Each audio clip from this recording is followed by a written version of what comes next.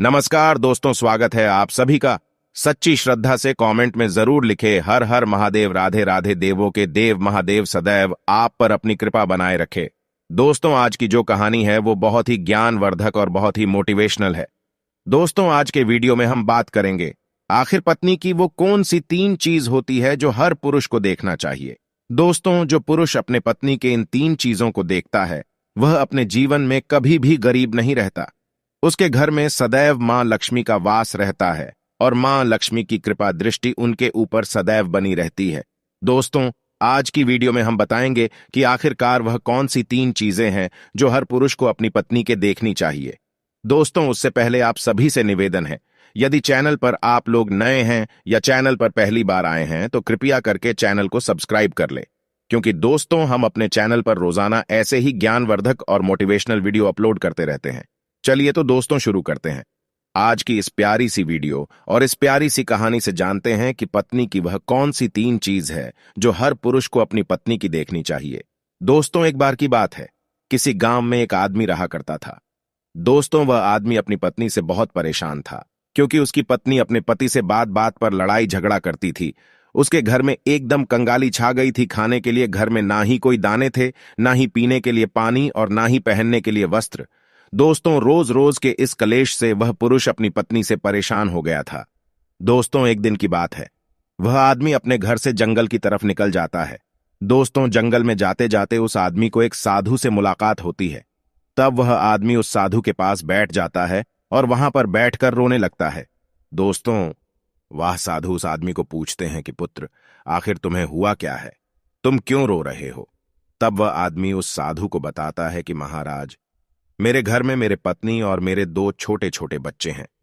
मेरी पत्नी मेरी कोई भी बात नहीं मानती है, बात बात पर मुझसे लड़ाई झगड़ा करती है, जिसकी वजह से मेरा एक छोटा सा बिजनेस था वह भी बंद हो गया और अब हम घर में दाने दाने के लिए मोहताज है।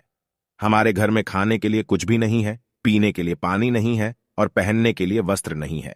लेकिन मैं अपनी पत्नी को समझाता हूं कि लड़ाई झगड़े ना करें, इसके बावजूद भी वह घर में रोज लड़ाई झगड़ा करती है।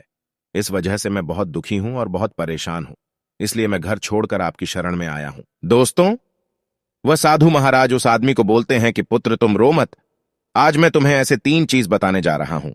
जो पुरुष अपनी पत्नी की 3 चीजों को देखता है वह पुरुष अपने जीवन में कभी भी गरीब नहीं रहता है और ना ही उसके घर में कभी लड़ाई झगड़े होते हैं और उसके बिजनेस में तरक्की होती है।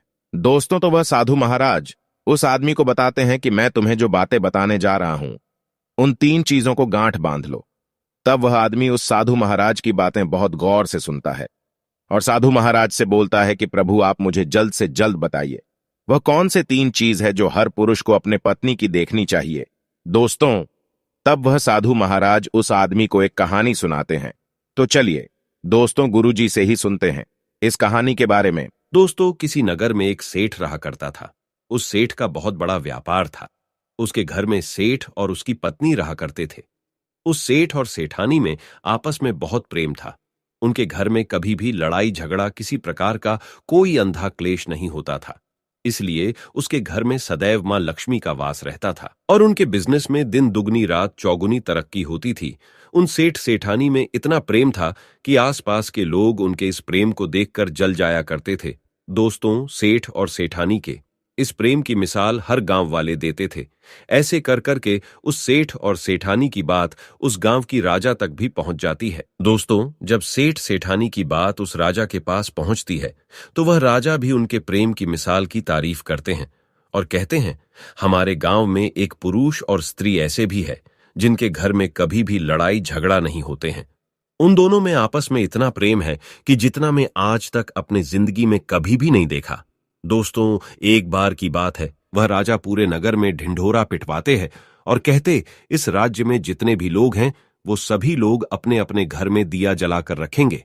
तब राजा की रानी अपने राजा से पूछते हैं कि महाराज, आखिरकार आप सभी के घर में दिया क्यों जलवा रहे हैं। राजा रानी की बात सुनकर रानी को बोलते हैं कि दीपक प्रेम की निशानी होती है।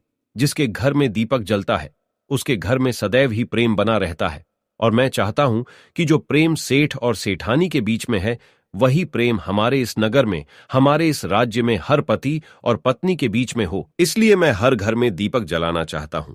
दोस्तों, राजा की सैनिक पूरे नगर में ढिंढोरा पीटते हैं और बोलते हैं सभी के घर में दीपक रात भर जलना चाहिए।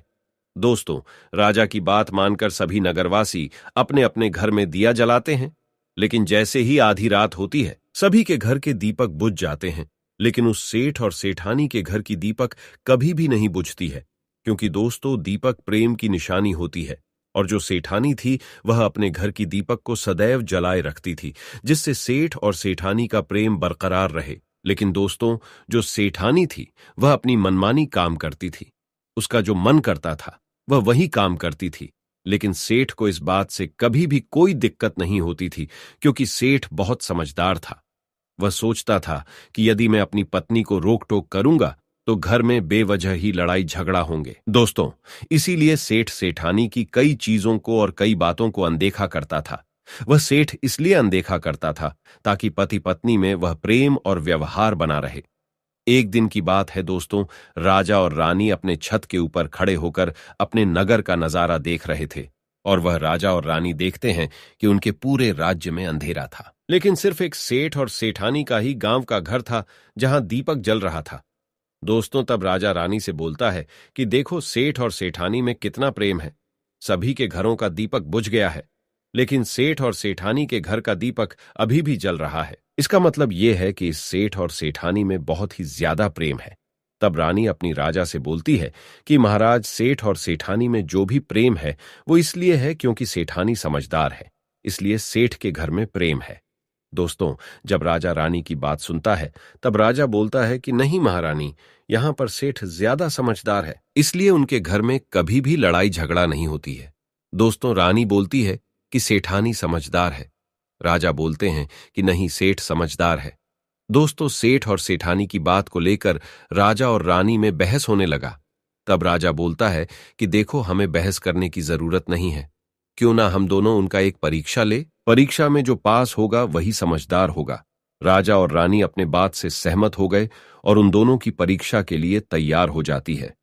दोस्तों, तब राजा अपने महल में जाता है और अपनी दासी को बुलाता है, और वह अपने दासी से बोलता है, उस सेठ के पास जाओ और जो जो प्रश्न मैं तुमसे बोल रहा हूं वह तुम सेठ को बोलना। वह दासी बोलती है, ठीक है महाराज। फिर वह दासी राजा की बात सुनकर सेठ के पास जाती है। उसी समय ही सेठ की पत्नी बाजार गई थी कुछ सामान लेने के लिए। दोस्तों, तो वह राजा की दासी सेठ से बोलती है कि सेठ जी, मैं राजमहल से आई हूं, राजा साहब ने मुझे भेजा है। दोस्तों, वह सेठ उस दासी को बोलता है कि बताइए, मैं आपकी क्या सेवा कर सकता हूं। आप बैठिए, मैं आपके लिए पानी लेकर आता हूं। तब वह दासी सेठ से बोलती है, नहीं सेठ जी, मैं राजा की दासी हूं, बस आपके पास राजा के समाचार लेकर आई हूं। दोस्तों, तब वह सेठ बोलता है कि ठीक है दासी, आप मुझे बताइए राजा साहब ने क्या समाचार भेजा है मेरे लिए। तो दोस्तों, वो दासी सेठ से बोलते हैं कि सेठ जी, राजा साहब ने मुझे ये बोले हैं, यदि तुम अपनी पत्नी को छोड़ देते हो तो वह तुम्हें खूब सारे हीरे और जवाहर देंगे, तुम्हें राजमहल में एक अच्छे पोस्ट पर नौकरी भी देंगे। लेकिन सेठ राजी नहीं हुए। दूसरी बात, रानी ने राजा से बोला था कि नहीं, सेठ समझदार नहीं है, सेठानी समझदार है। दोस्तों, सेठ और सेठानी के बातों को लेकर राजा और रानी में फिर से कहासुनी होने लगी। तब रानी राजा से बोलती है कि तुमने सेठ की परीक्षा ली है, मैं भी सेठानी की परीक्षा लेना चाहती हूं। तब इससे बात क्लियर हो जाएगा कि सेठ और सेठानी में कौन ज्यादा समझदार है। तो वह राजा रानी को आदेश देता है कि प्रिय, तुम भी एक बार सेठानी की परीक्षा ले लो। तब रानी अपने राजमहल से एक दास को उस सेठानी के पास भेज दिया और अपने दास से बोलती है कि जो मैं तुम्हें बोल रही हूं ये सारी चीजें जाकर उस सेठानी को बोलना। तब राजा का दास उस सेठानी के पास जाता है। इधर से सेठ अपने काम के सिलसिले में कहीं बाहर गया हुआ था। घर पर सेठानी ही अकेली थी।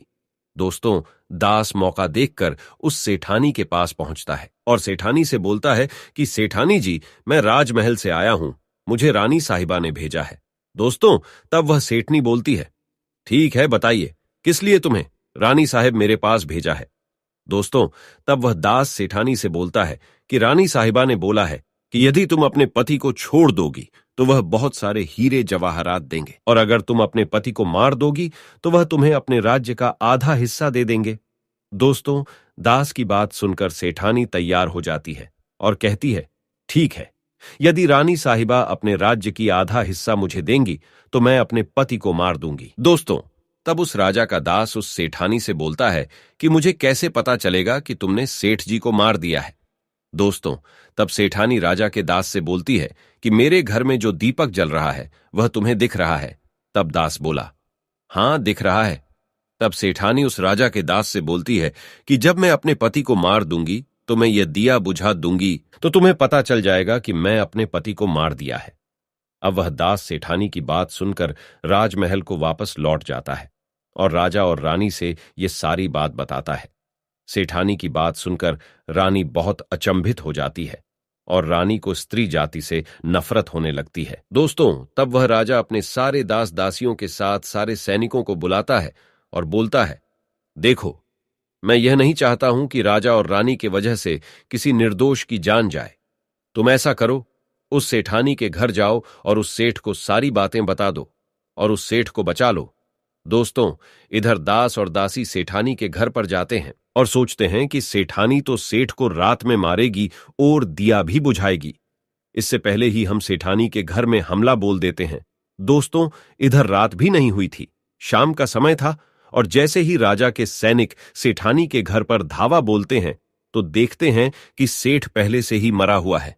दोस्तों, तब राजा और रानी के दास दासी उस सेठानी से बोलते हैं, सेठ जी तो मरा पड़ा है, लेकिन सेठ को तो तुम्हें रात में ही मारने के लिए बोला गया था। दोस्तों, तब वह सेठनी उस दास और दासी से बोलती है कि सेठ को तो मुझे मारना ही था, रात में तो मुझे दिया बुझाना था, इसलिए सेठ को तो मैंने दिन में ही जहर देकर मार दिया है। अब मेरा काम है सिर्फ दिया बुझने का। दोस्तों, वह सैनिक उल्टे पांव उस सेठ के घर से राजा के दरबार में भागें जाते हैं और राजा को सारी बातें बताते हैं। दोस्तों, राजा क्रोध से आग बबूला हो जाता है और उसको स्त्रियों से घृणा होने लगती है और वह अपने सैनिकों को भेजता है कि उस सेठानी को बंदी बनाकर लाए। तब राजा के सैनिक उस सेठानी को बंदी बनाकर राजा के राज दरबार में पेश करते हैं। दोस्तों, तब वह राजा उस सेठानी को कारावास में डलवा देता है और वह राजा समस्त स्त्री जाति से नफरत करने लगता है। दोस्तों, वह साधु इस कहानी को गांव के उस आदमी को सुनाता है।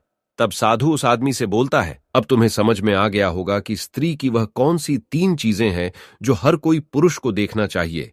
वह आदमी साधु से बोलता है कि महाराज, मुझे अभी भी समझ में नहीं आया, स्त्री की वह कौन सी 3 चीजें हैं जो हर पुरुष को देखना चाहिए। दोस्तों, तब वह साधु उस आदमी को बताते हैं कि हर पुरुष को अपने स्त्री के सबसे पहली चीज यह देखनी चाहिए कि वह कहां पर आ जा रही है।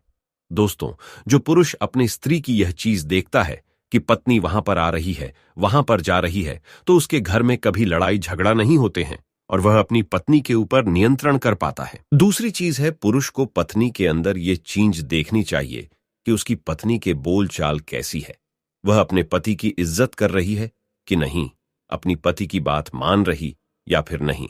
जो स्त्री अपने पुरुष की बात नहीं मानती है, अपने पति की इज्जत नहीं करती है, वह अपने पति के साथ कुछ भी कर सकते हैं, जैसे कि उस सेठानी ने उस सेठ के साथ किया था। इसलिए हर पुरुष को अपनी पत्नी की यह चीज देखनी चाहिए। तीसरी चीज, वह साधु उस आदमी को बताता है कि हर पुरुष को पत्नी के चाल चलन जरूर देखना चाहिए। दोस्तों, जो पुरुष अपने पत्नी के चाल चलन देखता है और उसके चाल चलन पर उससे ज्यादा प्रेम नहीं करता है, उसको अपने कंट्रोल में करके रखता है, तो उसके घर में लड़ाई झगड़ा कभी भी नहीं होते। दोस्तों, जो स्त्रियां अपने घर पर मनमानी चलाती हैं और पति की बातों को नहीं मानती है, उनके घर में इस तरीके की मुसीबत आती है।